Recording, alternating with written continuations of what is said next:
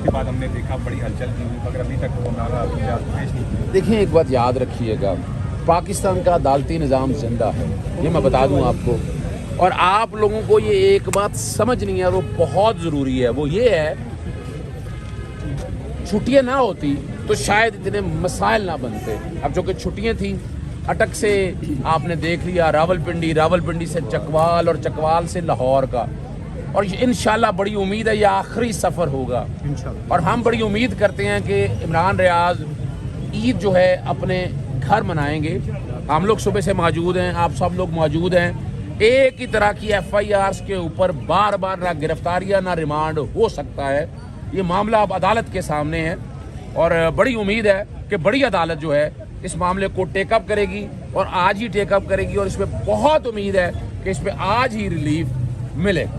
लोगों का क्या रद्द अमल है? वकला बरादरी जो है वो इमरान रियाज खान के साथ इज़हार यकजहती के लिए हर जगह मौजूद है, क्या कहते हैं? देखिए, वकला बरादरी हमेशा रूल ऑफ लॉ के लिए लड़ाई लड़ती है, और यहाँ एक बड़ी ज्यादती हुई है कि ये जो फाशिस्ट गवर्नमेंट है, इस फाशिस्ट गवर्नमेंट ने बड़ी प्लानिंग के साथ, बड़ी तरीके के साथ सारा बोझ इदारों पे डालने की कोशिश की है। हमारी किसी इदारे से लड़ाई नहीं है, हम बड़ी वजाहत के साथ कह दें, लड़ाई है इस फाशिस्ट गवर्नमेंट के साथ।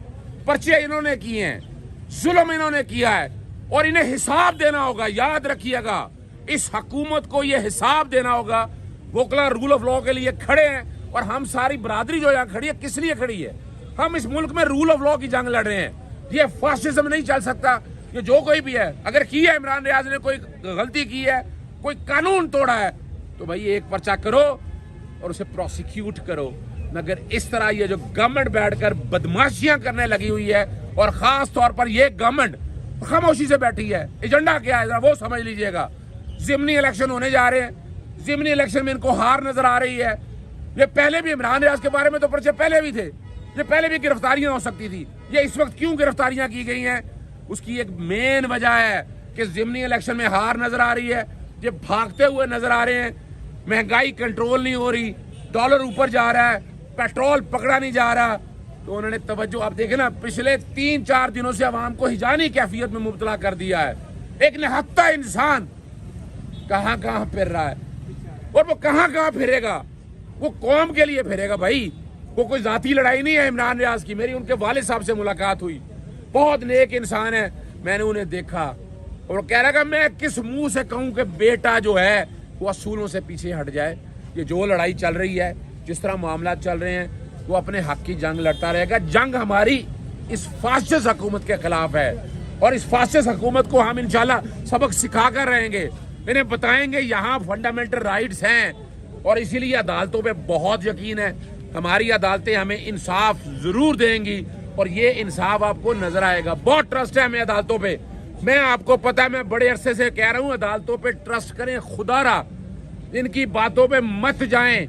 ये अदालतें ही हैं, हमें अदालतों के अलावा कहीं भी इंसाफ मिलता हुआ नजर नहीं आना।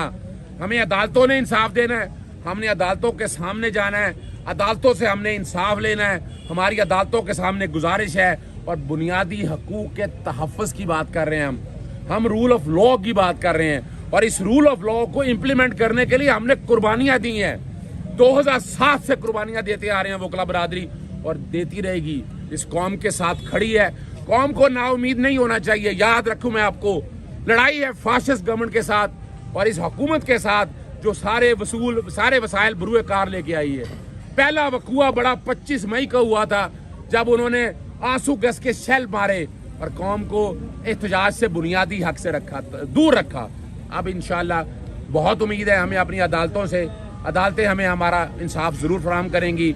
इमरान रियाज, मुझे बड़ा यकीन है अब रब की ज़ात पे कि वो ईद घर गुजारेगा।